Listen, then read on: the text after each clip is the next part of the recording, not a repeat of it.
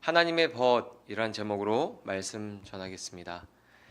신약 성경에서 아브라함을 소개하는 두 가지 기둥이 있습니다. 하나는 믿음의 조상입니다. 아브라함을 믿음의 조상이라고 말하는 이유는 아브라함이 믿음으로 언약 백성이 되고 복을 누린 것처럼 우리도 아브라함처럼 믿음으로 언약 백성이 되는 것을 의미합니다. 또 하나는 아브라함은 하나님의 벗입니다. 이것은 아브라함이 하나님과 누린 관계의 친밀함을 의미합니다. 그리고 우리가 이 땅에서 하나님과 누릴 수 있는 관계죠. 하나님께서 아브라함을 어떻게 불렀어요? 하나님의 벗이라고 불렀죠. 하나님과의 아브라함의 관계의 그 친밀함을 성경에서 보여주고 있습니다. 야고보서 2장 23절에 보면 이렇게 기록하고 있습니다. 같이 읽겠습니다. 이에 성경이 이른바 아브라함이 하나님을 믿으니 이것을 의로 여기셨다는 말씀이 이루어졌고 그는 하나님의 벗이라 칭함을 받았나니. 아멘. 예수님도 이 땅에 오셔서 죄인들과 식탁 교제를 즐기셨습니다. 그리고 제자들을 친구라고 부르셨습니다. 하나님이 믿음을 선물로 주시고 우리에게 원하시는 것은 서로 벗이 되어서 친밀한 관계를 누리는 것입니다. 그것을 오늘 본문을 통해서 아브라함에게 보여주셨고 신약에서는 그것을 예수님이 많은 사람에게 보여주셨습니다. 무엇을 통해서요? 식탁 교제를 하는 것을 통해서 보여주셨다는 거예요. 요한복음 15장 13절에서 15절에 보면 이렇게 말씀하고 있습니다. 같이 읽겠습니다. 사람이 친구를 위하여 자기 목숨을 버리면 이보다 더 큰 사랑이 없나니 너희는 내가 명하는 대로 행하면 곧 나의 친구라. 이제부터는 너희를 종이라 하지 아니하리니 종은 주인이 하는 것을 알지 못함이라. 너희를 친구라 하였노니 내가 내 아버지께 들은 것을 다 너희에게 알게 하였음이라. 아멘. 예수님은 우리의 친구가 되어주시기 위해서 자기 목숨을 버리셨습니다. 그리고 제자들에게 하늘의 비밀을 숨기지 않고 다 말씀해 주셨습니다. 왜냐하면 예수님에게 제자들은 더 이상 종이 아니라 친구였기 때문입니다. 오늘 본문을 보면 하나님께서 아브라함에게 자기를 나타내셨습니다. 원어적인 의미를 원어적 느낌을 살려서 표현하면은 하나님의 얼굴을 드러내시고 보여주신 거예요. 오늘 본문 2절에서 3절에 보면 이렇게 기록합니다. 눈을 들어 본즉 사람 셋이 맞은편에 서 있는지라 그가 그들을 보자 곧 장막문에서 달려나가 영접하며 몸을 땅에 굽혀 이르되 내 주여 내가 주께 은혜를 입었사오면 원하건대 종을 떠나 지나가지 마시옵소서. 아브라함이 눈을 들어서 볼 때 사람 3명의 사람이 지나가는 것을 보았습니다. 그래서 아브라함이 막 달려가서 집에 초대하려고 막 달려갔는데 가까이 가서 보니 멀리서 볼 때는 그냥 나그네 3사람으로 생각을 했는데 가까이 가서 보니 하나님인 것을 알고 땅에 엎드려서 주여라고 부릅니다. 3사람 중에 2사람은 천사이고 1사람은 현현하신 그리스도로 해석하는 게 보편적인 해석입니다. 창세기 19장에 보면은 그래서 소돔과 고모라를 심판하러 갈 때 두 천사가 소돔과 고모라를 심판하러 가는 내용이 그 근거를 뒷받침해 줍니다. 그래서 많은 신학자들이 이 내용을 해석할 때 3사람 가운데 1사람은 현현하신 하나님이고 그리고 2사람은 천사다라고 그렇게 봅니다. 오늘 본문은 아브라함이 지나가는 나그네를 환대하고 집으로 초대해서 극진히 섬기는 장면이지만 사실은 하나님이 아브라함의 집에 방문하신 거예요. 하나님의 얼굴을 그에게 비추신 겁니다. 우리가 신약 성경에서 보면 예수님이 많은 사람들의 집에 방문하시잖아요. 또 삭개오도 예수님을 초대하시고. 근데 사실은 그 사람들이 예수님을 초대하고 예수님을 집에 모신 것이 아니라 예수님이 그 사람 집에 방문하신 거예요. 성경은 하나님께서 인간이 차린 밥상을 받으시고 함께 식탁 교제한 최초의 인물로 아브라함을 소개하고 있습니다. 고대 근동에서 함께 식탁 교제를 나누는 것은 완전한 수용을 의미했습니다. 그 사람을 완전히 받아들이고 가족이 되는 것을 의미했습니다. 신약에서 예수님이 가르쳐 주신 성만찬의 의미와 비슷하게 생각하면 될 것 같아요. 성만찬에 참여하는 사람은 그리스도 안에서 한 가족이 되었다는 것을 의미합니다. 교회는 누구든지 성찬에 참여하기만 하면 그 사람을 하나님 나라의 가족으로 받아들여야 합니다. 이처럼 고대 근동에서는 함께 식탁 교제를 나누는 것을 그를 수용하고 가족이 되었다는 것을 의미했습니다. 하나님은 아브라함에게 이 창세기 17장에서 다시 언약을 갱신하시면서 내가 너를 사랑한다, 내가 너에게 복을 줄 것이다 라고 하시는 것이 아니라 아브라함에게 찾아오셔서 그와 식탁 교제를 나누면서 그것을 몸으로 증명하시는 거예요. 내가 얼마나 너를 생각하고 가까이 생각하고 사랑하는지 식탁 교제를 통해서 그에게 보여주시는 거죠. 아브라함과 하나님의 관계가 이 식탁 교제 안에 담겨져 있는 것입니다. 우리가 예배 후에 함께 식사하고 교제하는 것을 가볍게 생각하면 안 됩니다. 우리는 그리스도 안에서 서로 수용하고 가족이 된 사람들이죠. 우리가 그리스도를 믿는 믿음 안에서 서로 하나님 나라의 식구로 받아들이고 함께 예배하고 교제하는 겁니다. 그게 교회 안에서 함께 교제를 나누는 의미입니다.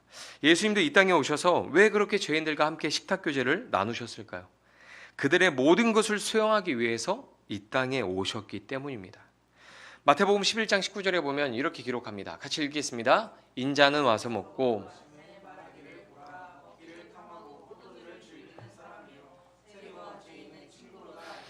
지혜는 그 행한 일로 인하여 옳담을 얻느니라. 아멘. 예수님은 식탁 교제를 열심히 하셔서 사람들한테 어떤 오해를 받았습니까? 먹기를 탐하고 포도주를 즐기는 사람이구나. 예수님이 그렇게 오해받을 정도로 식탁 교제를 즐겨 하셨어요.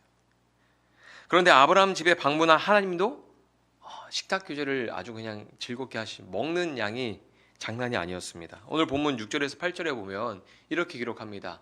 고운 가루 세 쌀을 가져다가 반죽하여 떡을 만들라 하고 기름지고 좋은 송아지를 잡아 하인에게 주니 그가 급히 요리한지라. 급히 요리했다는 게 포인트죠.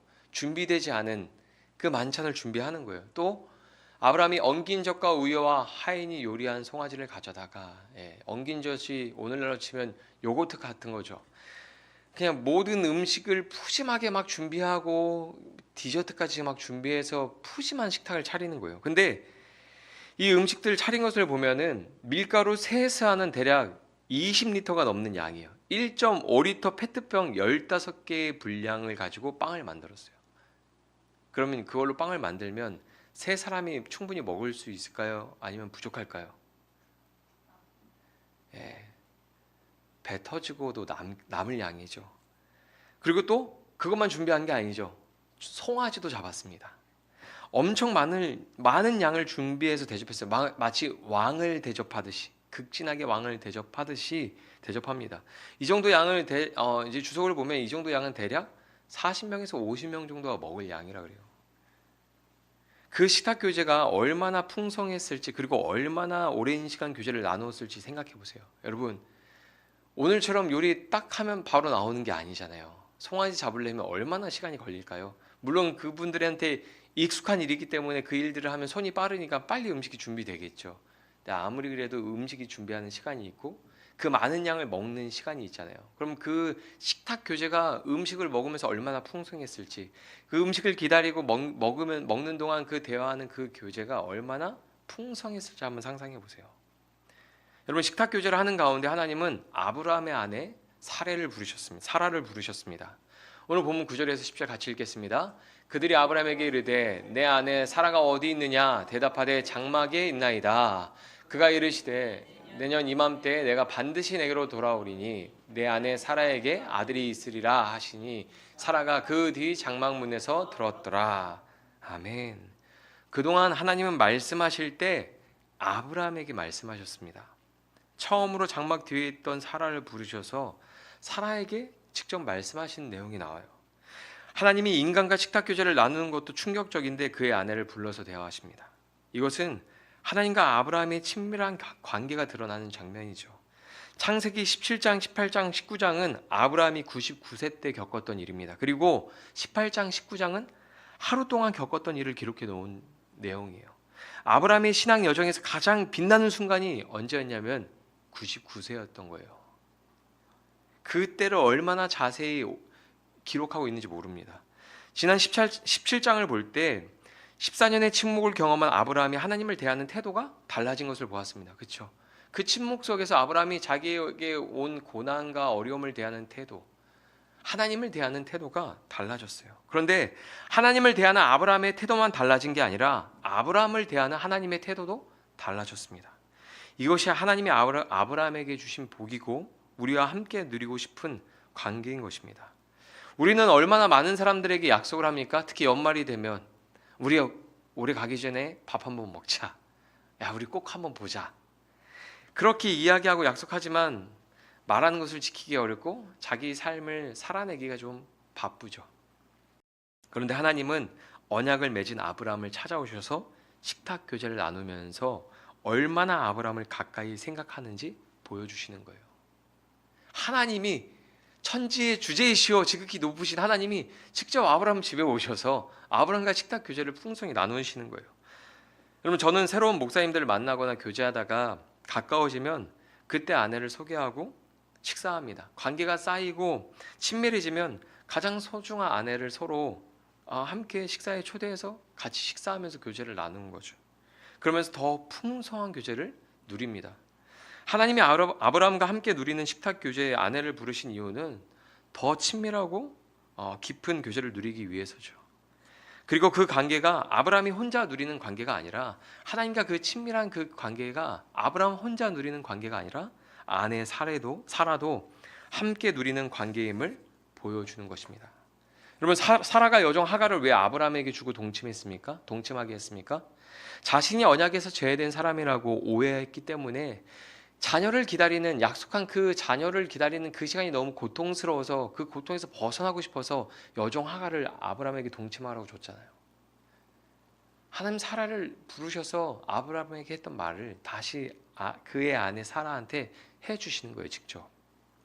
하나님이 아브라함과 맺은 언약은 두 사람에게 맺은 언약이고 하나님과 친밀한 관계는 아브라함만 누릴 수 있는 특별한 관계가 아니라 사라도 그 친밀한 관계를 누릴 수 있는 사람이라는 것을 하나님이 보여주시는 겁니다. 우리가 학생 때 교회 다니다 보면 중고등학교 학생 때 친구를 따라서 교회 가면 새롭게 신앙생활 하신 분들이 친구에 대해서 이야기할 때 얘는 하나님이랑 되게 가깝고 친한 것 같아요 라고 말하는 친구들이 있어요. 그런데 신앙생활을 하다 보면 그 친구도 하나님이랑 가까워지고 때로는 교회로 인도한 친구보다 하나님과 더 가까워지는 일들을 우리가 신앙생활할 때 보게 되죠. 하나님이 주시는 관계의 친밀함은 믿음 안에서 모든 사람이 누릴 수 있는 복입니다. 아멘. 이것은 믿음 안에서 누구든지 누릴 수 있는 복이에요. 하나님은 그 모든 관계의 문을 활짝 열어놓으셨습니다. 오늘 본문 12절에서 15절에 보면 이렇게 기록하고 있습니다. 사라가 속으로 웃고 이르되 내가 노쇠하였고 내 주인도 늙었으니 내게 무슨 즐거움이 있으리요. 여호와께서 아브라함에게 이르시되 사라가 왜 웃으며 이르기를 내가 늙었거늘 어떻게 아들을 낳으리요 하느냐. 여호와께 능하지 못한 일이 있겠느냐. 기한이 이를 때에 내가 내게로 돌아오리니 사라에게 아들이 있으리라. 사라가 두려워서 부인하여 이르되 내가 웃지 아니하였나이다. 이르시되 아니라 내가 웃었느니라. 맨날 아브라함한테 들었던 하나님을 대면하니까 사라가 조금 긴장한 것 같아요. 사라에게 자녀를 약속하시지만 그 말을 듣고 생리가 끊긴 사라는 웃었습니다. 웃을 수밖에 없죠. 하나님, 나 생리 끊겼는데 모르시나? 어떻게 내가 자녀를 가져? 혼자 웃었어요. 근데 하나님 뭐라고 말씀하십니까? 왜 웃느냐?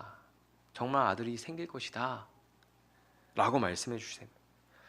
하나님과 사라의 대화가 여러분 어때 보이십니까? 저는 되게 친밀해 보이거든요.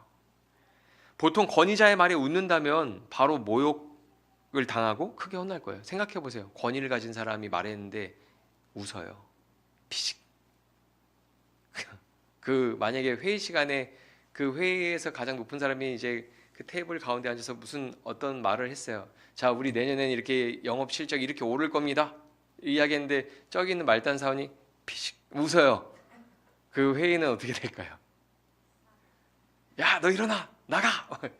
다음부터 저 회의에 집어넣지 막 이럴 것 같은데 생각해 보세요. 하나님은 성경에서 천지의 주제시오 지극히 높으신 하나님이에요.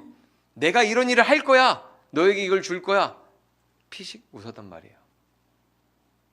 그러면은 그런 사라를 보고 만약에 우리가 세상에서 일어난 일들이라면 야, 사라야, 잠깐 너 가까이 와봐. 아니면 너 지금 나가. 그냥 내가 실수했다. 너를 괜히 이 식탁에 교제하는데 부르는 게 아닌데 여기 네가 올 자리가 아닌데 낄 자리가 아닌데 내가 너를 불렀구나. 내 실수다. 너 그냥 나가라. 이럴 수 있잖아요. 하나님께서 그렇게 안 하시고 왜 웃느냐? 정말 아들이 생길 거야. 그렇게 말씀하신단 말이에요. 동등한 관계에서 대화하는 하나님의 모습을 보게 됩니다. 생각해 보세요. 하나님께서 사라를 인격적으로 대하시고 사라와 한참 동안 말을 주고받으면서 동등한 관계에서 대화하시는 모습을 보게 됩니다. 여러분, 제가 오늘 사전적인 의미를 검색해 봤어요. 하나님의 친구라고 설교 제목을 지을까? 하나님의 벗이라고 설교 제목을 정할까? 막 고민하다 이게 단어적인 의미를 살펴보니까 친구랑 벗은 의미가 좀 다르더라고요. 친구는 오랫동안 사귄 어떤 사람인 거예요. 그래서 시간이 쌓이면서 애정이 쌓이고 오랜 시간 동안 같이 이룬 사람이라면 벗은 조금 달라요. 동등한 관계에서 함께 손잡고 인생을 걸어가는 동반자의 의미거든요. 그러니까 하나님께서 사라를 동등한 관계로 대하시면서 우리 대화 속에서 피식 웃을 수 있지. 예, 그렇게 대해 주시는 거예요. 그래, 너가 그럴 수 있지라고 대해 주시는 거예요. 만약에 근데 동등한 관계가 아니라 완전 권위자와 그냥 종으로서의 관계라 그러면 어떻게 될까요? 예, 그 한번 피식한 걸로 그날 엄청 어려운 일을 당하겠죠. 하나님께서 아브라함과 동등한 관계, 친밀한 관계 속에서 그런 관계를 누리는 것뿐만이 아니라 사라 또한 그 관계 속에서 있는 것을 보여주고 있는 거죠. 그동안 하나님과 아브라함의 관계는 일방적이었습니다. 하나님은 명령하시는 주권자의 위치에 있었고 아브라함은 듣고 순종하는 종의 위치에 있었어요. 75세 때부터 98세 때까지 23년 동안 그렇게 지냈습니다. 그런데 99세가 되었을 때 하나님은 아브라함을 벗으로 대해 주십니다. 동등한 관계에서 인생길을 함께 걸어가는 동반자로 그를 대하십니다. 그리고 그의 아내 사라도 그 관계 속에 함께 들어가 있는 것을 보여주시고 있죠. 그런데 자세히 보면 사라도 변한 모습이 있어요. 남편을 대하는 모습이 달라졌습니다. 말씀 같이 읽어보겠습니다. 시작. 사레가 아브라함에게 이르되 내가 받은 모욕은 당신이 받아야 옳도다. 내가 나의 여종을 당신의 품에 두었거늘 그가 자기 임신함을 알고 나를 멸시하니 당신과 나 사이에 여호와께서 판단하시기를 원하노라. 아멘. 하나님이 인도하시는 그 신앙의 여정 속에서 그 길을 잘 따라가다가 살짝 벗어났어요. 그때 가정에 어려움이 생겼잖아요. 그때 감정이 안 좋을 때 사례가 남편한테 뭐라고 말합니까? 당신 때문이야. 이거 다 당신 때문이야. 이거 다 너 때문이야. 이렇게 말하잖아요. 그런데 그 침묵 속에서 아브라함이 하나님을 대하는 태도가 바뀌었어요. 아브라함과 하나님의 관계가 바뀌었어요. 회복됐단 말이죠. 근데 그 관계가 회복되면서 아브라함과 사라의 관계도 회복된 것을 보여주고 있습니다. 창세기 18장 12절에 보면 사라가 이렇게 이야기해요. 하나님한테 사라가 속으로 웃고 이르되 내가 노쇠하였고 내 주인도 늙었으니 내게 무슨 즐거움이 있으리요. 사라가 여종 하갈을 그 아브라함에게 줄 때는 당신이 너 때문이야 막 이랬는데 하나님과 관계가 변하고 달라지니까 깊어지니까 어때요? 남편을 대하는 태도가 바뀌었죠. 내 주인도 늙으니 내게 무슨 즐거움이 있으리요. 여러분,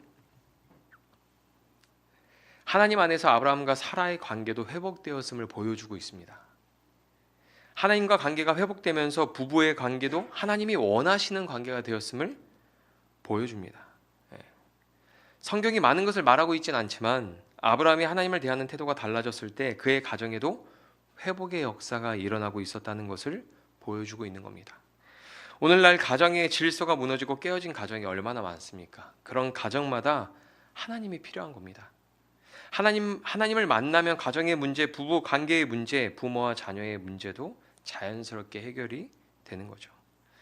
에베소서 5장에 보면 이렇게 기록하고 있습니다. 아내들이여 자기 남편에게 복종하기를 주께 하듯 하라. 이는 남편이 아내의 머리됨이니 그리스도께서 교회의 머리됨과 같음이니 그가 바로 몸의 구주시니라. 그러므로 교회가 그리스도에게 하듯 아내들도 범사에 자기 남편에게 복종할지니라. 남편들아 아내 사랑하기를 그리스도께서 교회를 사랑하시고 그 교회를 위하여 자신을 주신 같이 하라. 아멘. 성경은 남편과 아내의 관계를 그리스도를 통해서 정해줬습니다. 그리스도와 교회의 관계를 통해서 정해줬어요. 아내는 남편에게 복종해야 됩니다. 그런데 아내들에게는 그게 어렵습니다. 남편이 머리처럼 행동하기보다는 애들처럼 행동한다고 느끼는 부부들이 많아요. 보통 자녀가 하나 있는 가정을 보면 그 여자에게 주변 사람들이 뭐라고 하니까 아이고 애 둘 키우느라 힘들죠 이런 농담을 하잖아요. 굉장히 비성경적인 농담입니다. 반면에 남편에게는 아내를 사랑하라고 말합니다. 그리스도가 교회를 사랑한 것처럼 사랑하라고 말해요. 근데 남편은 아내를 그렇게 사랑하는 게 어렵습니다. 그렇죠? 온전히 사랑하는 건 오직 아내만 생각하고 아내를 위해서 살아야 되는 건데 남편들에게는 꼭 마음에 다른 것을 품고 있는 것들이 있어요. 뭐 게임이라든지 뭐 다른 취미라든지 결혼해도 그것을 포기하지 못하는 그런 것들이 꼭 있습니다. 오히려 아내 눈치를 보고 아내가 말하는 것들을 시키는 것들을 그냥 복종하는 게 남편들은 더 편해요. 사랑하는 건 어렵습니다. 늘 다른 걸 생각하고 있어요. 아, 이거 해야 되는데 저거 해야 되는데 이거 하고 싶다 저거 하고 싶다. 그래서 사랑하는 건 어려워요. 온전히 사랑하는 건 어려워요. 자꾸 거기서 웃으면은 근데 이게 진짜 아이러니예요. 아내들은 남편을 머리처럼 존중하는 게 어렵고 사랑하는 건 또 잘 돼요. 엄마의 마음으로 막 무한 사랑을 주잖아요, 남편한테. 근데 남편들은 아내에게 복종하는 건 너무 잘해요. 엄마한테 했던 일인데 뭐 하면서 막 너무 잘하는데 쉬운데 그리스도가 교회를 사랑하는 것처럼 온전히 사랑하는 거, 온 마음을 다 주고 사랑하는 거를 못해요.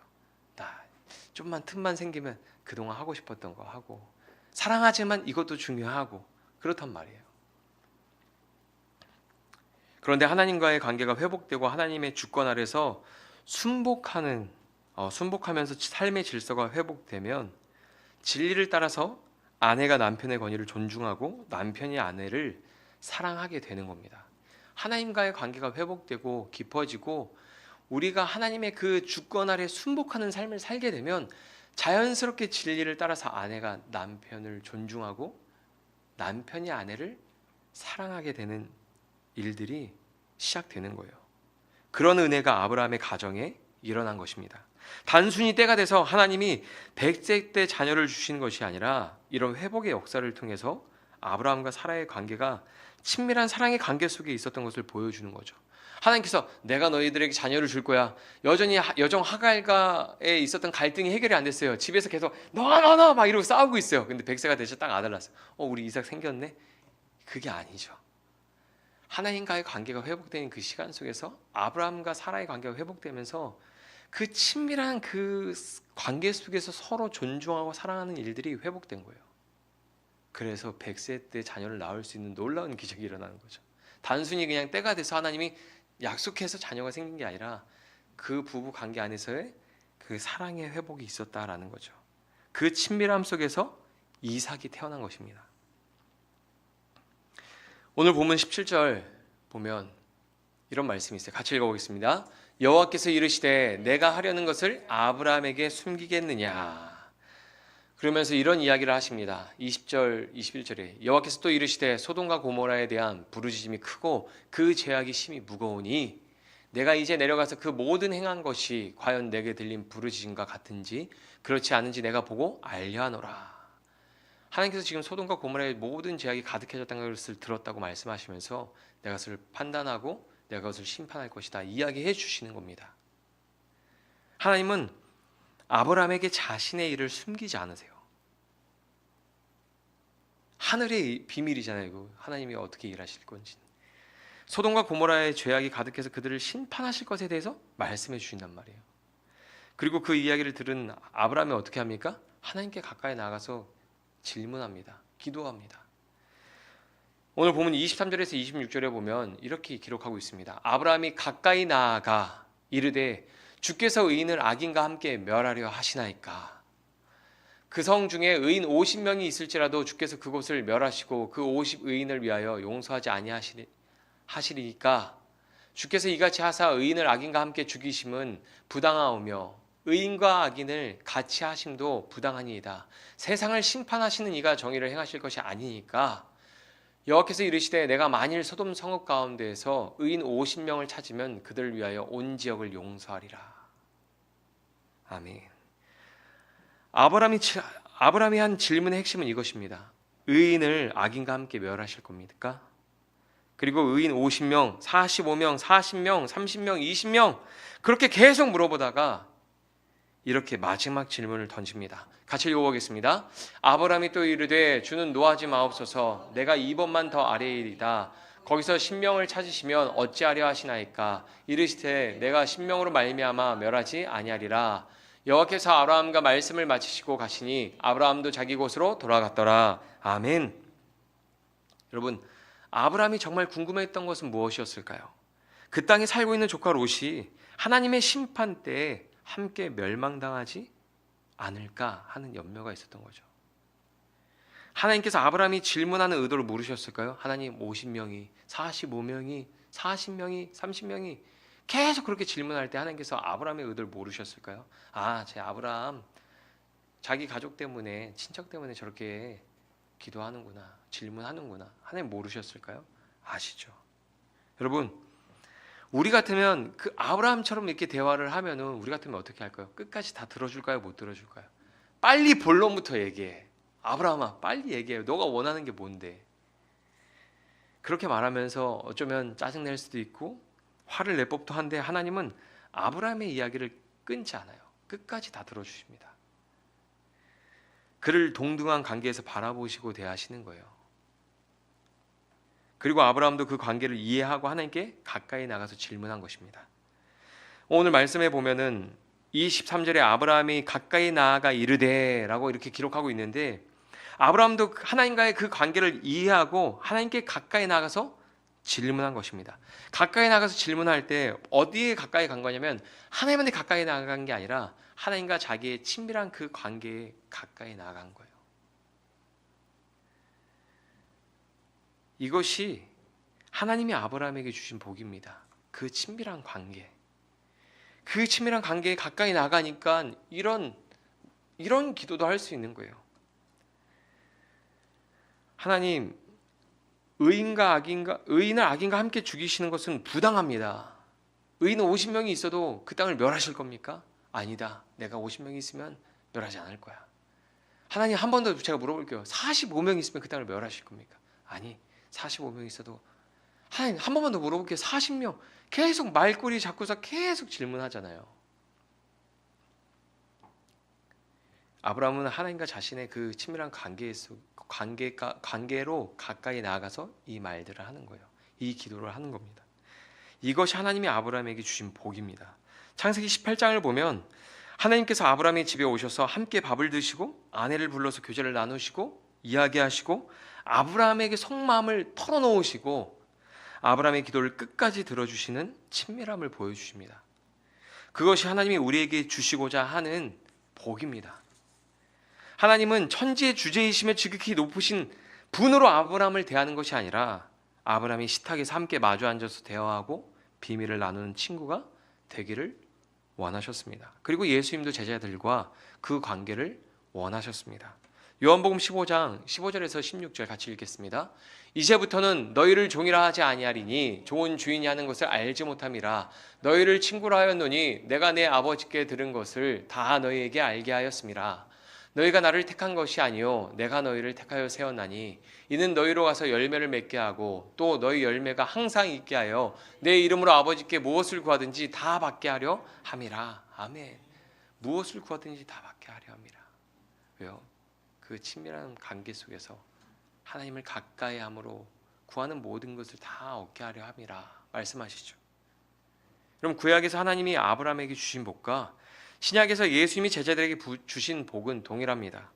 그리고 그 복은 오늘날 예수 그리스도를 믿는 우리에게도 동일하게 주어졌습니다.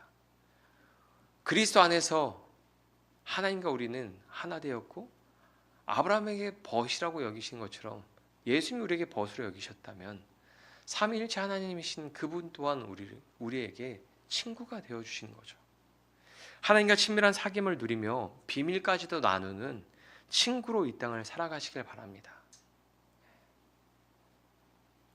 이 과정을 이해하는 게 우리 신앙생활에 어떻게 보면 숙제일 수 있죠. 어떤 분은 신앙생활을 10년, 20년, 30년 하는데 계속 종으로 살아가요. 하늘의 창조주 구원자이신 그 하나님, 너무 지극히 높으신 하나님 밑에서 이 땅을 살아가는 지극히 연약한 종으로, 인간으로 하나님을 평생 그렇게 신앙생활 합니다. 하나님이 원하는 건 그게 아니거든요. 목숨도 내어주고 비밀도 다 털어놓을 수 있는 친구로 이 땅에 오셨고 우리에게 그 관계를 원하시는 거예요. 삼위일체 하나님이 누리시는 그 관계 속으로 우리를 초대하시고 우리의 영원한 행복을 하나님이 누리길 원하시는 거죠. 무엇을 통해서요? 하나님과의 그 친밀한 관계, 영원한 관계를 통해서 그 은혜를 누리기 원하시는 거죠. 그런데 우리는 어떻습니까? 신앙생활할 때 그 관계에 관심이 없습니다. 하나님 우리에게 복을 주세요. 하나님은 자신을 다 내어줬는데 우리는 하나님 복을 주세요라고 하면서 세상의 성공과 부귀 영화를 구하면서 신앙생활을 하죠. 그렇게 점점점 하나님이 주고자 하는 복과 우리가 요구하는 복이 충돌하고 달라지면서 점점점 하나님과 멀어지는 신앙생활을 하는 사람들이 있죠. 근데 중요한 것은 하나님이 그것을 주시기 위해서 이 땅에 오시고 예수님이 이 땅에 오신 것이 아니라 아브라함에게 주셨고 제자들에게 주셨던 그 친밀한 관계, 그 복을 주시기 위해서 이 땅에 오셨다는 겁니다.